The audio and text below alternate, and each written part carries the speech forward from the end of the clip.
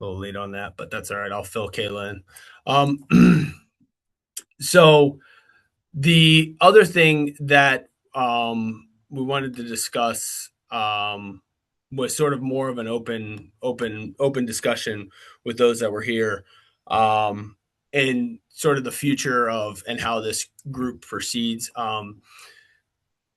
Priya and I had a brief meeting just to like sort of chat about things and get an idea of how we can sort of jumpstart the group, right? Every meeting Ben puts out or David puts out that the open space is there and there's applications on the website. We're not getting a whole lot of of traction or interest. So how can we develop some of that to make sure that the open space fund is being used for a wide variety of projects, right? In addition to sort of a steady stream of projects, because you know um, spending $25,000 on a rain garden, all well and good, right? It's absolutely a good purpose for this fund, but it's sort of a trickle when it comes to when it comes to what's coming in. And so, what are some big ideas? What are some things that can be put forward, and what sort of plan do we want to develop? And I think Mike and Priya, everybody kind of has the same sense of you've got this recreation and open space element that can sort of serve as the strategic plan of this group to a certain degree. But what are those projects that are ripe and what are ready? So just wanted to kind of open up a discussion, I think. And Priya, you can chime in and fill in however you want, but just kind of getting us all thinking about sort of the future path of this group. Yeah, I just want to jump right in quickly regarding the floodway buyback program. I'm Hmm. guessing everyone had a chance to look at the list of vacant lots, and I'm wondering, Alex, has there been any attempt by Town Hall to reach out to the owners of those properties and just sending them kind of like an official looking letter with Township of Milburn, so that they know it's not some sort of scam, and sending them a letter saying, your property is located in or adjacent to a floodway. Um, if there's an interest in selling the property to the township, we would love to talk to you. Just as sort of getting an initial, show of hands. Um, has that ever been No, done? no. So the closest thing that has been done to that is um, immediately following Ida. We looked into the Blue Acres program through the state of New Right. Jersey, and there was not a lot of interest.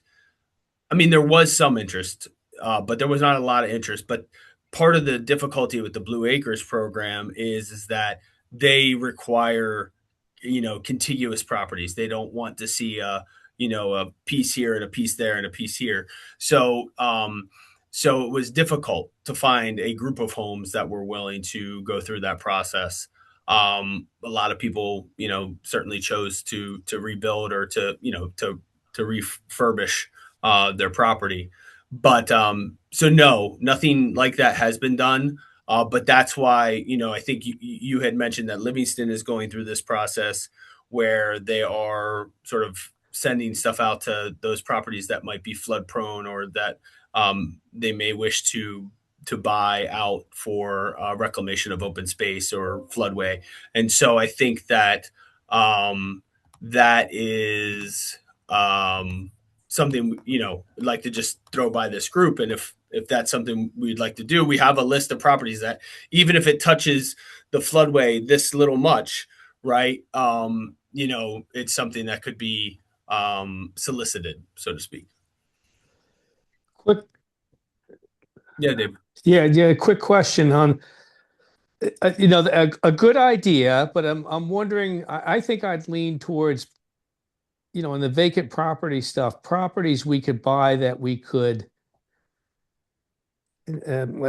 instead of just saving someone from being flooded again, meaning buying a building and so they can move somewhere. Are any of these properties ones that we could turn into something other than just a flood area?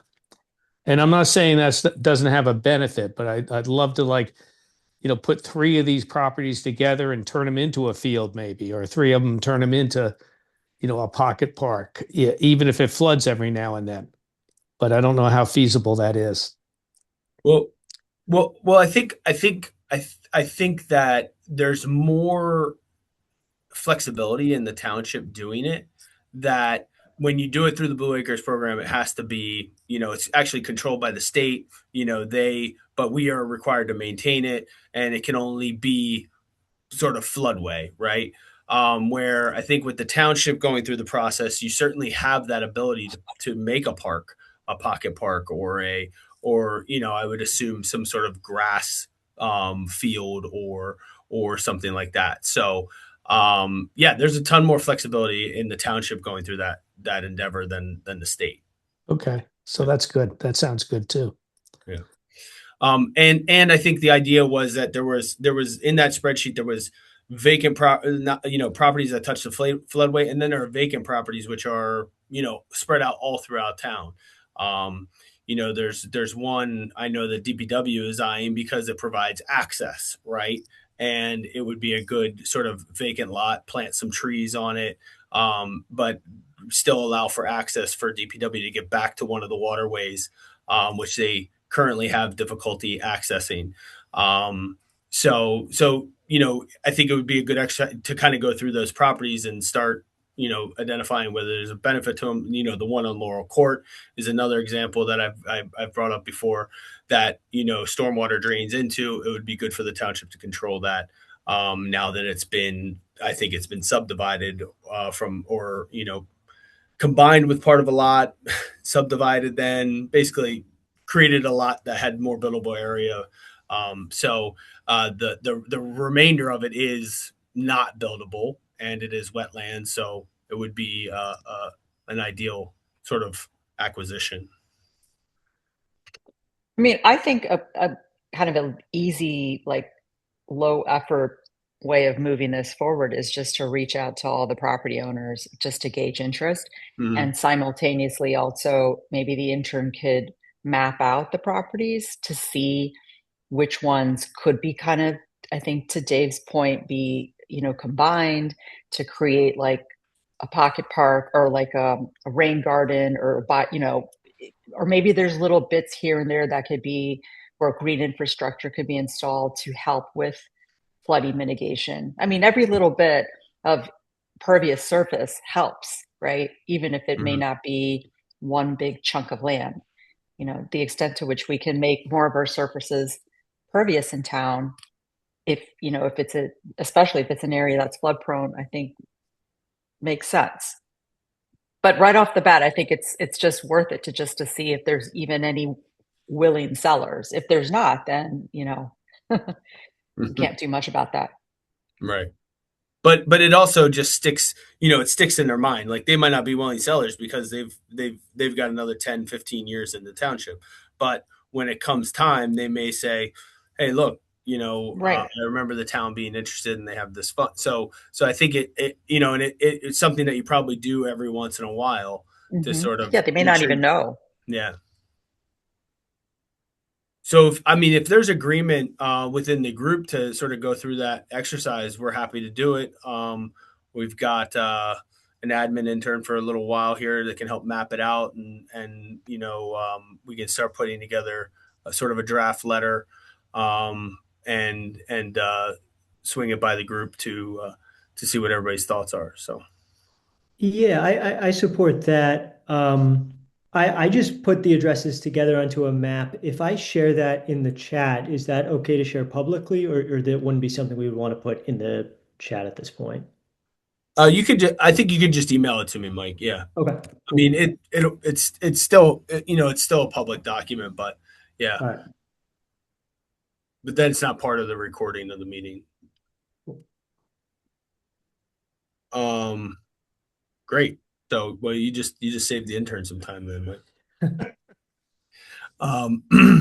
Okay. So the other thing that was discussed, and I know there's always this thought of is the open space trust becoming, we want to make sure we're having balance to a certain degree. I think this effort provides a good amount of balance there too, in terms of really identifying the vacant land and the floodway properties. But there are quite a few recreation projects that still, are out there within the recreation open space element of the master plan. I think that can provide a lot of value and also perhaps be combined with some of the other goals, like flood mitigation or decreasing um, uh, impervious surface. But and I put a short list of those on the media materials. So, just kind of wanted to go through them because I think if they're, Chris Myers from the Recreation Department is going to start putting together applications to put forward to the group as it relates to those. One of them is the pathway around, like a walking path around Giroux Park. This would be a passive recreation, sort of effort, as well as a ADA accessibility effort. And I think that while it does get a little bit more expensive, I think it is an effort to provide that path in an impervious, a pervious surface way, right? So there's products out there like Perky Pave that can serve as a really sort of sound walking path, but is porous and allows rainwater through. So this a similar idea, but not. I don't think you would go with that surface because it's not as active a park, but you could do a similar exercise in Old Short Hills Park, and as it leads into South Mountain Reservation, creating a walking path for exercise, creating a loop, maybe have it measured in some way, like it's a mile loop or whatever. But you could do that with something more organic or wood-like, that fits with the sort of the style of the park. So, but that was another idea. There's some discussions, regarding the pathway that goes back to South Mountain Reservation from Old Short Hills Park, and making sure that is improved and done well in a way. So that was another sort of idea that was thrown out, and it's more of a passive recreation type of use. So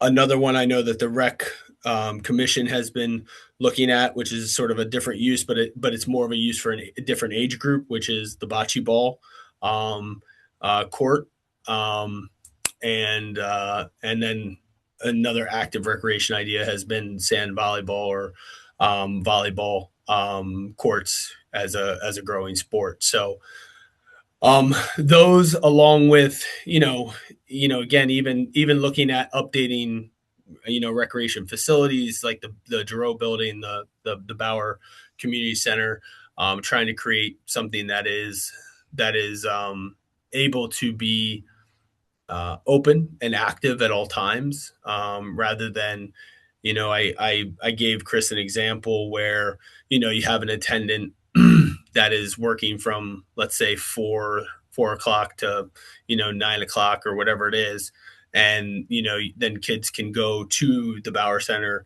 and have an ID and say, assuming they're in a certain age group, they can go to the Bauer Center and shoot hoops if they want to, right? Have an open gym, have a open space for them to gather. But you need somebody there staffed, right? Which is all well and good. But you have to have the facility that is going to attract kids, and it's going to make sure that people want to be there. So there was some discussion about that as well. So just trying to drum up a bunch of ideas. I think that there's also historic preservation projects that are out there that are much needed. ADA accessibility at the westbound Short Hills train station, just to get up to the platform, and repointing of the stations. So if you ever walk by the Short Hills train stations and you look at the brick on the lower side of the of the building, down on the building, it's pretty well pitted and dug out. And so it needs to be repointed. It's a pretty large project, but it would be something good to chip away at, to get that done in a historically accurate way to preserve those buildings. So those are just a bunch of ideas that we've been trying to drum up and throw out to the group and see, if there was any discussion or about it. So, Alex, does Bauer have any historical elements? Bauer is now Taylor Park is a historic designation. So, yes, it does. It does not necessarily impact the interior of the building, but anything done to the exterior of the building would need to go before the Historic Preservation Commission. Yes. Quite honestly, anything that's done in that park now needs to go to the Historic Preservation Commission. Okay. I'll chime in. I think the passive trails idea, both of them, the one linking OSP to the reservation, I think that's great. And if it were like a mile, it would be a destination for people who just want to get their steps in or do like a jog. They're training for a 5K or a 10K, because it's hard to find flat surfaces in our town. So I think that would be a great addition. The Giro Park thing as well. So I don't know how these ideas get taken forward. I'm guessing Chris would be able to put together proposals for both. Not sure. I think also in terms of the Bauer Community Center, what some of the things that you mentioned, Alex, I don't know if any of you have been to Baird in South Orange. Their community center is insane. Like, it is incredible. I went there one time for a meeting at 7:00 for like a community group, whatever. And people from ages like 10 to 100 were there. There was like people were playing board games. There was like some mahjong group. There was meetings. There was so much going on, and it was packed, and it was like buzzing. It was like a beehive of activity. And it'd be so cool if we had something that I couldn't find parking because the place was so busy. Yep. And it'd be amazing if, we had something like that, because what I hear so often is, it's hard to find community in our town. Everybody has their sports and their community, like ethnic communities, and you can find community within your own kind of special interests, but it's difficult to kind of do all these things together, or like there's no sort of bridge building between all these different groups. It would be cool to be able to do that, through something like what Baird Community Center is, if we could have that at Bauer or something similar. Yeah. I think too, it starts to be sort of the focal point or the center point of the community, and, even people start to have meetings there and, different things like that. And I think that, I've been to Baird. I've been in that vicinity on a Sunday morning, right? Playing baseball, and it's completely packed then, on a Sunday morning. So, I think that's. I think the point is that there's plenty of things out there. I think it's probably just going to be up to this group maybe to solicit more from our existing groups, right? Going to the Historic Preservation Commission and saying, hey, what is it that you are looking to do? Going to the Environmental Commission, going to the Recreation Commission, and just sort of drumming up some of this, so that it would be best in my mind to just have sort of this long list of things prioritized, being able to prioritize that and say, yeah, we've got a lot to do in the next 6 months. So 100%, Alex. Hey guys, sorry I joined late. Just coming back from this meeting. The Environmental Commission has requested the new chair, Jude, has requested that somebody show up from the Open Space Tax Fund Trust Advisory Committee Board and explain to them what we do, which I think is laughable, Priya. But anyway, I think maybe we can, have Deborah or yourself or somebody else join you, maybe me, even if I can get the time away and go explain to them what this fund is for and how to submit a project. Mm-hmm. I mean, Yeah, I think. Deborah as the liaison. I mean, I think that that's Deborah's role. Like she attends these meetings as an EC liaison. She has to attend obviously her own EC meeting. So, I mean, I could chat with Deborah and see, like, is Jude missing something? Like, I don't. That'd be fantastic. I sent an email back to him saying that, kind of the history of how it all came together and the Environmental Commission's extensive assistance in making sure that this passes. So that'd be great if you could do that. So Alex, a lot of those projects you mentioned, we have talked about over the last several years at the Rec Commission, the trails at, the path at Giro. I mean, I'm listening, to most of what you had talked about. We have Mhm. the bocce court, obviously, some of the other things we've talked about. One of the things that has come up, and it hasn't come up recently, but I guess you could add to the list, is there's the area on Gilbert in the South Mountain section in the corner where it's just nobody can figure out what that is and what could be done with it, and could it be dressed up to something. And I think the area I'm talking about, the back Yeah. corner, and no one's ever been able to figure out, like, we see sometimes there's heavy equipment stored there, or and other things, but who controls it, who owns it, who's policing it, and should it be something? I don't know. Yes. So I mean, just to give everybody some insight on it, right? Gilbert Place is the township. It's owned by the township. It is Green Acres controlled, right? Encumbered, so to speak. It does sometimes have heavy equipment there because it is also the crossing of the joint meeting sewer lines. That's where those sewer lines cross to go to Elizabeth. So sometimes there's heavy equipment down there because they're either doing maintenance or they're clearing out the debris in front of the pipes that sometimes washes down river.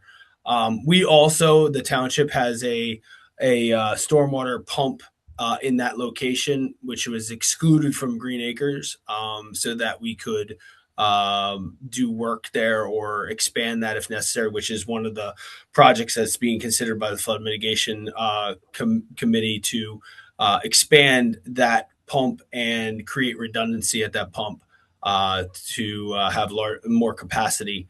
So, but you're right. I think there's been calls, that it becomes sort of a neighborhood park, right? That there are, at least something there to attract people to utilize the area.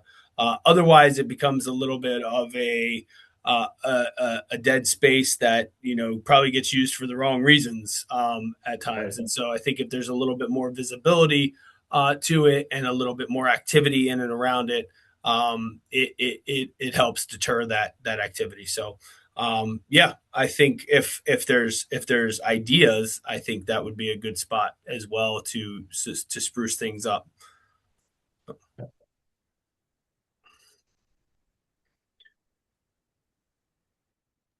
And from the township committee level too, we're looking at other opportunities that may come to the town to, as we all want, buy some property and turn into a field or something like that as well. So, we're not leaving any stone unturned. Yeah, and you've also got you've got the discussion in the future about the footer building as well. So there's a lot of things out there. I think it's just a matter of getting them in front of this group and allowing this group to really dig into it and start to prioritize activities going down the road. Understanding the financial of it as well, and what's coming in and what's going out. So, but really just want to, even if that's, short term medium term, long term goals of what we want to fund through the open space. I think it would be a really good exercise, and get some of these off the ground and show the fund's value, right? This all sounds great. I appreciate the list of projects that you all put together. One question I have, just on how the kind of financing works when I'm thinking of how to prioritize these. You have kind of the small bore projects like the bocce court, and then projects that would add up pretty quickly, like acquiring properties in floodways. I know for like a massive project like the high school fields, we used like a bond to finance it, and whereas 25,000 for the arboretum, I assume Mhm. that was cash. Right. Is Right. there is there like a cutoff amount where you start thinking about using a bond versus just paying straight up? Well, I think a lot of that has to do with also, how many projects you're looking to do within a year, because we're coming up again on sort of another tax year that's going to put another $1 million into the coffers here. So, the I think you're probably talking about when you get into seven figures is when you start talking about like bond anticipation note Okay. or a bond, right? But I think anything below that, you can have a conversation about, hey, maybe this is the project that we're doing this year. In addition, but you've also got and this is where Matt will come into a lot more help, is what you've already got the fund encumbered with, right? So and making sure that obviously we're not overexpending, but I think that that's sort of the general rule and sort of how we approach things, from a capital side on the township budget. So Nice, that makes sense. Yeah, I'm very excited about those passive recreation options, the walkway at Giro, and I think the Old Short Hills, like a gateway into that portion of the reservation, be great because there's miles of trails, but it's very few people are going to walk up that little entryway at the corner of Brookside and Glen. Like I think yeah, probably not as many people use it, but if you could get a great Milburn entryway in, a lot more people could. Cool. yeah, yeah. Good, I mean, good idea. Yep. I always see Old Short Hills Park as like a little bit of a hidden gem for Yeah. all of the residents, right? Kiss Grove is Yeah, certainly it's more of an centrally attraction outside of, located. yeah. So, So, Alex, just I guess for next steps, is mhm. there like who would kind of put together, like assuming that we're all on board with exploring the idea of the Old Short Hills Park Trail project? Mhm. Would that be Chris? It's not really a rec thing, so I would it mean, be it, town it hall? Would it be well, it you? is. I mean, Chris is the one that's been thinking about it. So, I mean, he and I've been thinking about the Old Short Hills Park portion of it. He's been thinking about sort of the connection to the South Mountain Reservation. So, I think if we Hmm.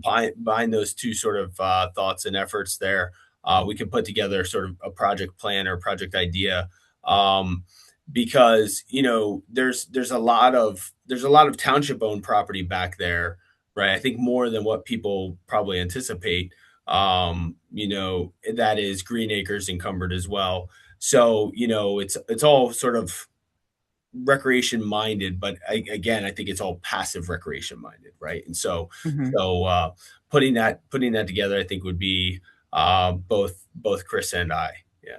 So can I just, I mean, this comes up a lot at our meetings, when we get into Old Short Hills Park. Mhm. Obviously, I'm gonna say what I'm gonna say. Greenwood Gardens, yeah, I see how you look down and laugh, but Greenwood Gardens is always going to be a part of whatever decisions we make for Old Short Hills Park. And Mhm. has anyone, I mean, we've kind of asked, and I think it's been looked at, and maybe you've been included in some of the asks as to the lease. Like what does the lease say? What can we do? And what are we allowed to do? And it seems to be fairly vague. I know that the passing of the last heir changed some of the rules of the lease, but I don't know if Greenwood Gardens feels that it has. And so I'm just curious if you've done any further research on that or what you think, because I know that a lot of people aren't familiar with those restrictions, and maybe some people on this call, I mean, aren't even familiar with those restrictions. But I think it's something we should at least be talking about. Yeah. So I guess, yeah, just a little insight there. I think this tends to also be a bit of a philosophical question, right? It's like what you can do and what you should do might be two different things. But as far as I understand it, and I think Chris had reviewed it at one point, is that those restrictions that were set by the Blanchards back in when the township was bequeathed the property in 1972, sort of fizzled out when Peter died, and so I don't know that there's a whole lot of restrictions to Old Short Hills Park at this point. Um, but what I do know is that we would have a fight on our hands, and they've Sure. already postured and they've already, um, you know, put it out there. I mean that it would. I think from their perspective, it would feel very odd if you're having a Friday Night Lights soccer game at Old Short Hills Park because Greenwood Gardens is right there. So Right. And I think there's probably, I think you're right. You have to kind of make sense of what you're going to do. And I think you said it really well with what is the right thing to do and what we're allowed to do or what makes sense to do. mhm. But I mean, we had looked at putting a cricket pitch in there, just the 10-foot cricket pitch because we Mhm. thought, and everyone thought that on the weekends, on Sundays, it'd be a very large crowd of people playing cricket, and it would actually be really, community-wise, it would be really cool. And Greenwood Gardens didn't necessarily agree with that, even though we felt it would have been great. So I mean, I think you also have to kind of think about what makes sense. I just brought it up because I know that anytime we've looked at kind of altering or changing what is currently at Old Short Hills Park in any way, that comes up. And this is pretty passive what we're talking about, and Yeah. probably would not get any kind of fight. We probably would be welcomed because we're sort of playing into what Greenwood has kind of told us they would prefer the park remain. I just Mhm. bring it up because I think that it's important that everybody kind of understand that there is that element, there is that small piece that we should be aware of. That's all. Yeah. Yeah, I agree with you, John. And so, I do speak to Greenwood at least like, twice a year, go up and have a walk around and conversation with them. But I think you're exactly right. This project would not receive any pushback or consternation from them. I think this is sort of exactly what they would be looking at. They understand that park needs to be used and that it can't just be sort of nobody's going out there and sunbathing like at Central Park, right? So it's got to have some sort of attraction to it, and I think that passive sort of recreation. There's other forms of passive recreation that I think would fit well into it. But yeah, so I do know that it wouldn't receive any pushback. Wasn't it looked at in the field study that we did 2 or 3 years ago? No, No? Not that I remember. no. And part of that is just like again, like much like what happened with the par three golf course, right? There's a group out there that's going to say, yeah, that makes sense, and then there's a group out there that's going to say, how could you, this is the one passive park that you have in town that doesn't have soccer fields spray painted all over it or whatever, and so I think I don't think it was ever included in that. So,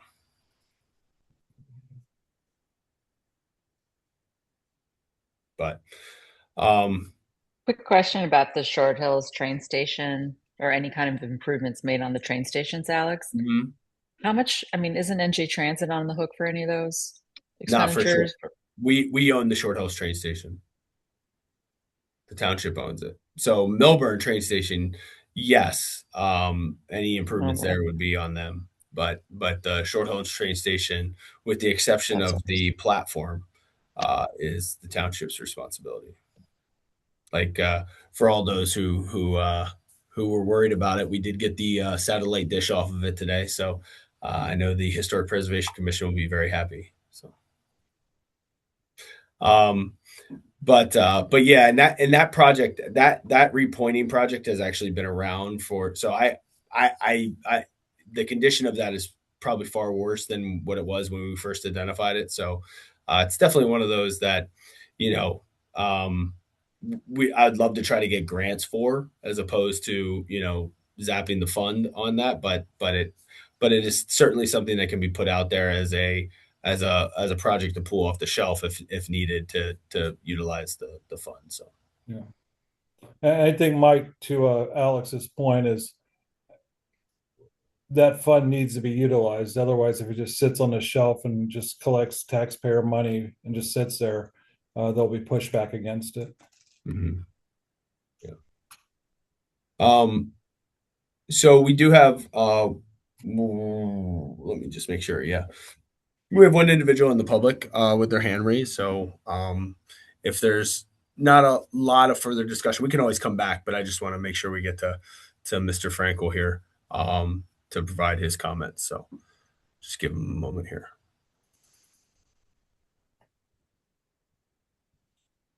Can you hear me? Oh, yes. Hi, this is Trina. Oh, For some, hi, Trina. Sorry. that's okay. It's all under my husband's name, so Yeah. after 63 years, that's okay. Um, first, I want to thank you guys. I've never listened before, but this is really impressive what you're trying to do, and I wish more people were listening because they'd be as impressed as I am. Um, the reason I'm listening is because I was going to present this to the township committee, and I still will. I'm concerned about the at the corner, the old Exxon station that blew up. Remember, at the corner of Vauxhall and Milburn Avenue, the whole thing, the Exxon station blew up and took my car with it. And I was hoping, then I learned that that is a historic situation. Yeah, Trina, hey, it's Ben. Hey, always good to hear your voice. We're exploring that as well at the TC meeting. Last time I pushed it forward to be pushed back, I had pushback by some township committee members that they didn't want to move it until we understood the environmental aspect of it. So right now we're running the environmental piece. If we get the free and clear there, and if there, there's all these the brownout sites and things like that where you can possibly eliminate or alleviate the liability going forward, or keep it with the seller. There certainly is an opportunity to make that a beautiful little pocket park instead of that hell of an eyesore, which I've mentioned. In fact, I think Priya's here. Priya introduced this project to me, 4 years ago, Priya? Maybe more. So absolutely on the front burner. We just need to get this out of get our clarity from our EPA attorney of what that looks like, and we can certainly look to move that forward. I'll put it to the township committee. Anyone who doesn't want to support it, obviously, we'll put it on the record, and then they can be accountable for it. But I for one, don't care. I think that I do care, but we have to understand the environmental liability and then move it forward first. Move it forward. Yeah, that's exactly what I was thinking in terms of making it, a sustainability. And I don't know much about all this stuff, but a natural garden and then a revolutionary site. And Yeah, well, listen, there's that battle was there, but listen, more importantly is it's a flood mitigation problem too, because that area, you probably saw in a couple of Facebook posts I made during any of the big downfalls, I go and saw it flood up to about 3 feet. If you make impervious land pervious and put a little basin swell and create a flow into the creek behind it or the river behind it, that wing of the river, it could help significantly for flood mitigation in that part of town as well. And, it's in my backyard, basically. Okay, so we agree. And then I was interested to hear you talking about the Baird Center because someone had as you may know, I'm chair of the Senior Citizens Committee, and someone contacted me because in the middle of the winter, the Tai Chi people who, God bless them, they're outside, but they like to be able to go inside when the weather's really inclement, and they weren't allowed into the Baird Center. And I was kind of seeing that as something, I don't know who can help with that, but if anyone could, I don't do it myself, but the ladies would like to be able to do Tai Chi in the middle of winter and use the bathrooms there. So They weren't Trina, they weren't allowed in the Bauer Center. that was my understanding. The person who you could talk to is A.B. Yang. So she said that they had some pushback about using the Baird Center when the weather was really inclement, and I was just trying to be supportive of them. So Yeah. Okay. I'll talk to Chris about it too. And just see what the story is. Because again, I think part of that too is certainly, there's the difference between people just use if it's just open, then, maybe they can, but if it's a program, then it becomes a little bit easier for them to be able to utilize that space. But I would have to talk to Chris about it, get a little better understanding. So. Okay, thank you. Mm-hmm. Yeah. Thank you, Trina. And in addition to that too, I love the Tai Chi in the park, and when I walk my dog on the sidewalk through there, there's also a big demand for volleyball and trying to do something along those lines as well. If we're gonna do bocce courts and things like that, I think to have a area that we can transition to a volleyball space may be great. Even if it's a sand pit, something like that. But just on the come, Trina, on the come. Mm-hmm. Okay, thank you. Thank you.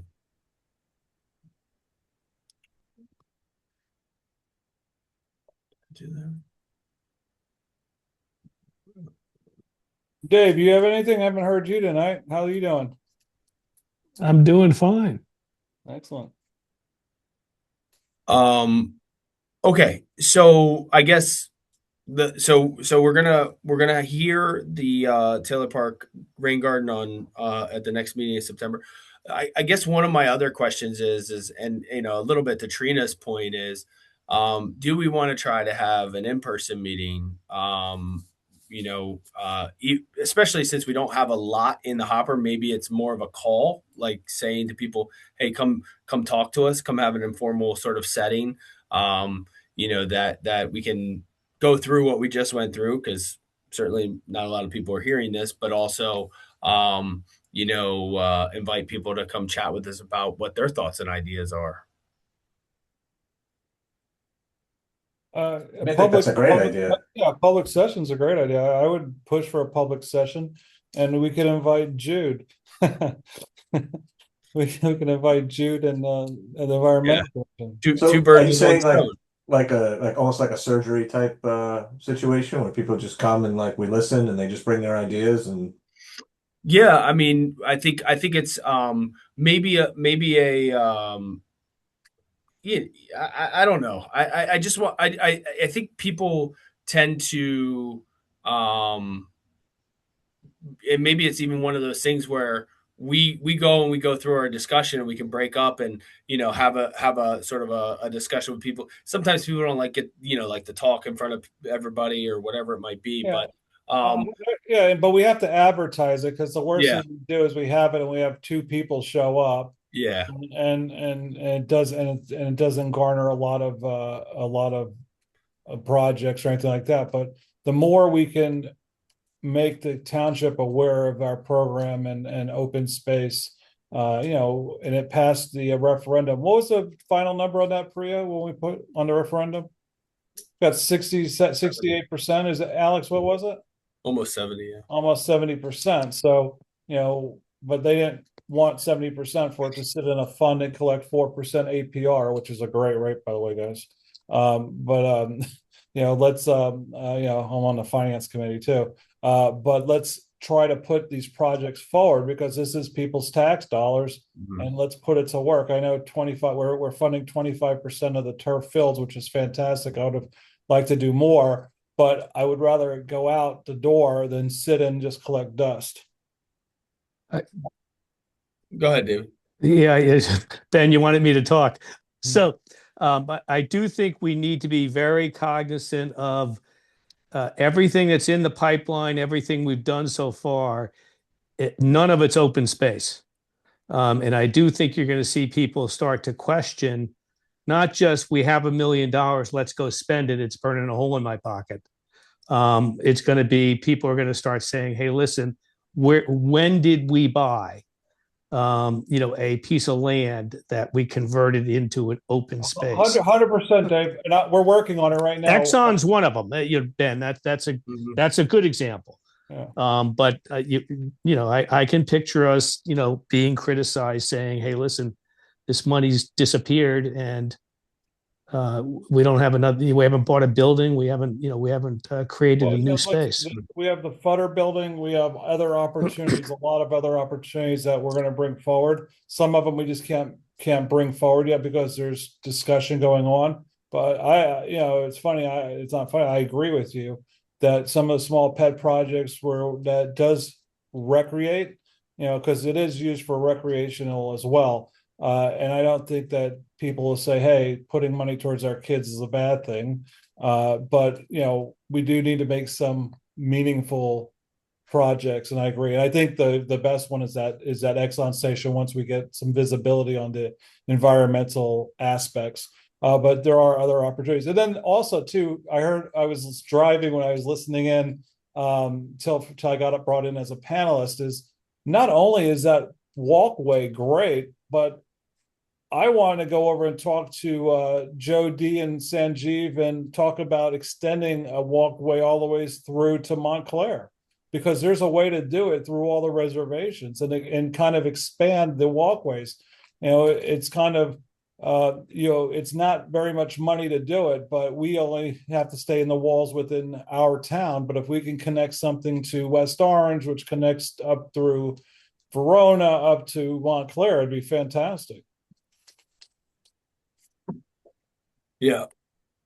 I think you're both right. I think at some point it would be, you're going to want that sort of, we bought this property and preserved it. It is now in perpetuity going to be deed restricted as open space, right? You throw whether it's you're putting it on your Rossi or you're encumbering it through Green Acres or whatever it might be. There's no sort of opportunity for it to be developed in another way. So, but I think part of that exercise is certainly, I hope everybody has an opportunity. I know it was, Friday or whatever, but now that you have that list, you can kind of putz around and take a look at where those things are located. And even think outside the box a little bit about where, what other properties might make sense, whether they're in close proximity to Giroux Park or, Taylor Park or South Mountain Reservation. And, can you piggyback on open space that already exists? And to Alex's point, we're tasked with analyzing the projects as they're brought forward.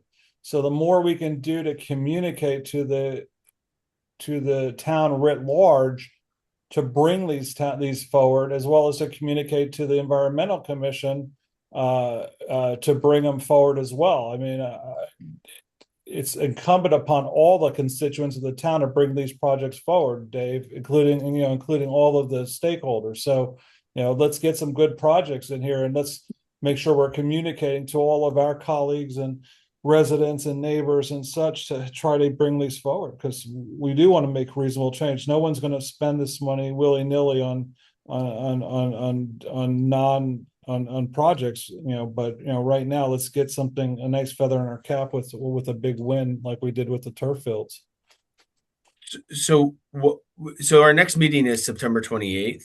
obviously the beginning of September is a madhouse, and with everybody's back to school or whatever it might be. Do you think September 28th will work? I don't know the school schedule like all that well, but would that work as potentially as an in-person meeting for everybody? It might. It's just I know there's a whole slew of back to school nights typically at the end of September. Okay. My kids are out of district now, but All right. So do any of the members know if there's maybe back I to school will. night scheduled? Besides the ungodly amount of volleyball games in high school that my daughter's in. We'd have to think of timing too. What time? I think. I mean, or is everyone thinking at 8 o'clock? Keeping the same time. I think 7 is better. 8 just seems late. Yes. Or even try to do it on a Sunday or Saturday afternoon, or morning. Coffee at we could do coffee at the Bauer Center. I think I could get Alex a spring for a gallon of Joe of coffee for residents, and That's a good idea. and do something there in the morning. Hey, have coffee. We could talk about it, etc. And it also lets people know about the Bauer Center too. I'm still surprised a lot of people don't know about the Bauer Center. Speaking about the Baird Center, when I lived in South Orange, everything was about the Baird Center. Baird Center this, Baird Center that. Everything was there too. So here it seems to be a little on the back burner, lost. A lot of people don't know about it. Okay, so do you want? All right, so what I'll do is I'll find out the back to school nights. That's one thing, but then I like the idea of maybe a Saturday morning, coffee with the open space group. And I'll throw out like a doodle poll for the group to see how many what Saturdays might work. All right, let me just write all that down. And when I say me, Kayla's gonna send it out. Also, I'm just wondering, Alex, just as a matter of process moving forward, given that we're kind of like trying to build a pipeline of projects, and we do have 3 liaisons sitting on this commission, just is it possible in the future just to have each of them to do a report out? And because I think we want to encourage them to take whatever is discussed here and bring it back to their home committees. And so that we have this kind of vice versa, this reciprocity of information and this actual liaisoning, right? Because that's the only way we're going to be able to kind of increase our surface area here and bring in these projects. And also it helps people understand that the fund is not just the money, open space money can be used for rec projects and can be used for historical preservation. So it's not just, purchase of old buildings that we then tear down and then we, turn it into a meadow. Like, I mean, that would be wonderful if we could do that all the time. But in our state, this is how our dollars can be spent. So we just want to also kind of counter any misinformation, disinformation about how this money can be spent. I just would like to get ahead of that before, people with pitchforks start coming out and saying, well, that's not what you told us. And that's not, how I thought this money was going to be spent and we need to sunset it. So, yeah. I can't speak to historic preservation or for environmental, but I do exactly what you described. I do provide a report every month at our meetings. I go over what we discussed. I go over exactly what we've talked about. This next meeting, I will talk about everything that we talked about here and kind of acting in that liaison role. I'm hoping that the other committees are doing that, but what we heard about the Environmental Commission, I'm not sure that's happening if the chair of the Environmental Commission didn't even know much about us. So, but it is, I can assure you, and Ben is at those meetings. I hope you can vouch for me, Ben. I can absolutely vouch for Josh. I'm at every one of those rec committee meetings, and he goes into a 10 to 20-minute dissertation. No, I don't know about that, but I do update and try to make sure that everybody's aware, because when we talk about open space, it's recreation and parks because Chris is in charge of parks as well as recreation. Mhm. And when you talk about open space, you're talking about parks. I mean, they're very closely aligned. Yeah. So a lot of what we do crosses over. So it usually helps with good dialogue. And also too, from the dais at the TC meetings, and Alex can vouch for me, I always say, get us those projects, get us in. I try to communicate as effectively and as openly, or actually Dave could vouch for it as well. He's heard it many times. Get us those projects, let us see them, because we want to make sure that we're doing what we're tasked with. Yeah. Yeah, but I think this all goes to, how can we broaden our footprint, right? When that's having sort of an informal sort of setting to discuss things with people, making sure that, we are getting those projects in the pipeline, soliciting homeowners and, sending out a letter to them to see, gauge interest on, flood mitigation and, actual open space preservation, things like that. So, I think these are all really good ideas to get us a little bit broader and I think a little bit more traction in what we're doing here. So, okay. I, Trina wants to say something again real quick. I'll just let her on real quick, and then we can go ahead, Trina. I just want to say, because I'm 82 years old and I'm chair of the Senior Citizens Committee, the Bauer Center is truly hard to get to as an old person. I mean, when they have events there, they bring the bus there, but you have to find a place to park and then you have to walk there. So, for us older folk, it's not all that accessible. No, heard, and I think that has been a common discussion. And so, and again, that might be a future discussion of this: is does Giroux become more of your senior center as opposed to Bauer, and where Bauer can be more accessible to kids, sort of riding their bike in or whatever it might be, getting dropped off and stuff like that, where maybe Giroux is a little bit more geared towards being senior oriented. Is it Giroux or is it Giro? I knew it was coming. I have no, we'd have to go back and listen to a really old meeting. Priya. That park up on the hill. Is it GIF or GIF? I don't know. Making it sound French or something. That's sorry. My daughter came in, who's visiting from Jersey City, to say hi. Does she know? What's that? Does she know? Does she know? Yeah, she has no idea, even though she was growing up here. The whole idea of the accessibility makes a ton of sense for that Giroux Park to replace or to be that senior center, but the accommodations really need to be upgraded for that to happen. And I agree. It's I would use a different word in private, but it's a pain to get to the Bauer Center. It really is, because of the parking issues and and such. I wonder if there's something we can do from a trolley standpoint or a jitney standpoint, like we do for the train rides, something like that. And we just should explore it. But Miss Frankel makes a great point about that accessibility. I've never really thought about that from a senior standpoint, but it does make a lot of sense. Mm-hmm. Mm-hmm.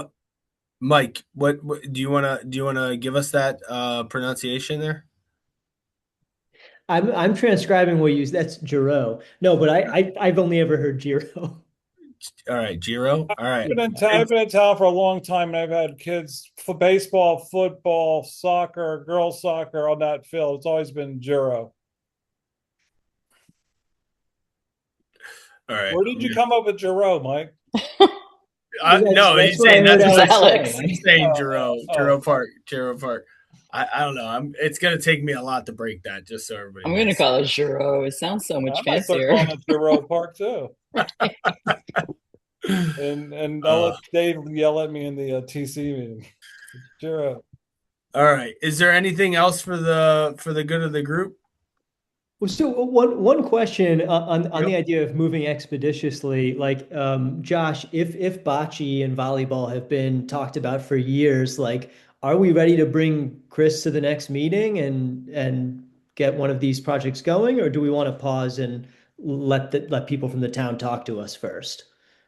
I mean, I think the people from the town are the ones that pushed for both of those projects. They Yeah. came to us before this committee existed Mhm. and brought those ideas to us. Specifically, I mean, the sandpit for volleyball was originally talked about at Giro, and then it was also talked about at Taylor Park.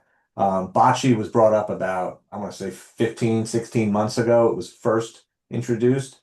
So, I mean, I think that there would be a lot of excitement about being able to fund it through if this group thought it was a great idea and then voted for it, that some of it was space related. We still have to find the right space for it, and we have to talk about those things. Some of these are just ideas, right? You know, we would love to have a sand volleyball pit, but where do you put it?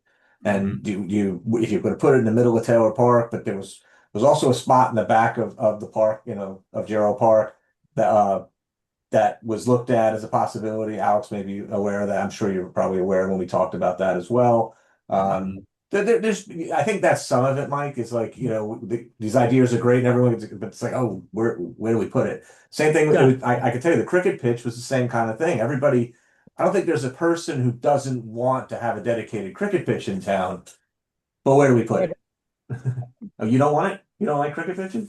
Oh, I think it's great. Play cricket. Well, I don't play, but I think there's a lot of community I don't members that enjoy do, and I watching think it it would be either. great. Would you do play bocce, though? Well, there's nothing more exciting than cricket. When I'm traveling in the Middle East and Saudi Arabia, I turn the Oh. TV on because I can't sleep. There's two things on: Puts you cricket, to sleep.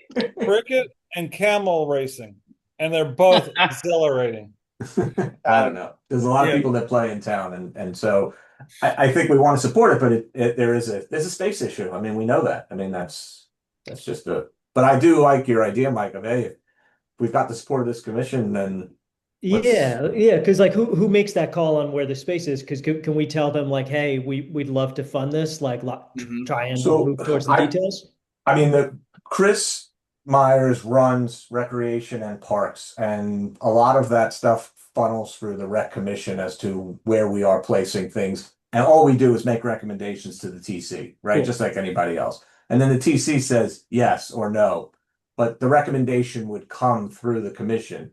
And the hope is, hey, if the rec commission wants it, that the TC would be like, hey, we should do this. That's the idea. Yeah.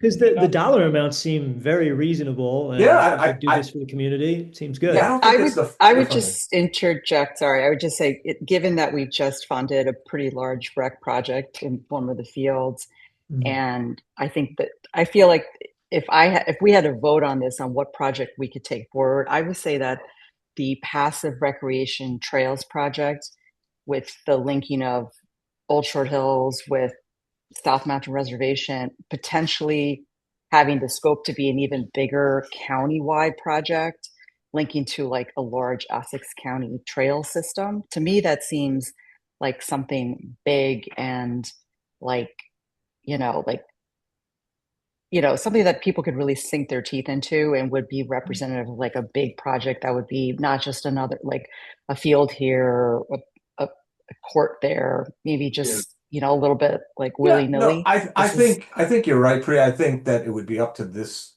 group to kind of decide the ranking of what they felt was most important so that I could take Right. that back to the rec commission and say, okay, look, this is what we came up with, you know, these 4 projects in this order, and like this is the priority, you know, priority A, B, C, and then this is kind of our last priority. Mhm. Doesn't mean that the group doesn't support it. It just means that we prefer to see this Right. first. And I think that that's okay. I think we just have to communicate that as a group. Yeah. So, I think that's order fine. of operation, has some importance and value here too. Of course. Okay. So takeaways are we'll make sure Liz is here for the next meeting. We're gonna try to set up a Saturday morning doodle poll. Will go out for the and we're gonna keep that September 28th meeting on the books, which will probably be done via Zoom, and then we'll have sort of an informal meeting. We'll notice it, but it wouldn't necessarily be that any action is taking place at that meeting.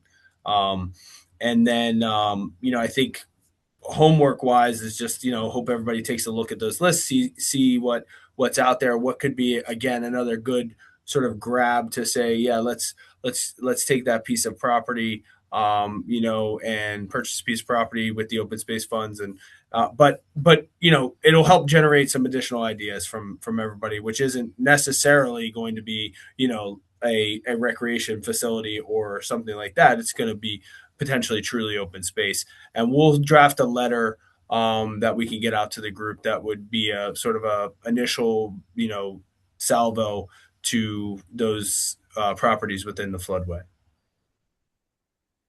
All right. Sounds good. Awesome. Nice. Thanks. Thanks, everybody. Can I get a motion to adjourn? Motion. Second? Second. All in favor? 3, 4, and 5. Aye. Take care. Good night, Good everybody. Good night, everyone. Good night. Thank you. Thank you all for joining. Bye bye.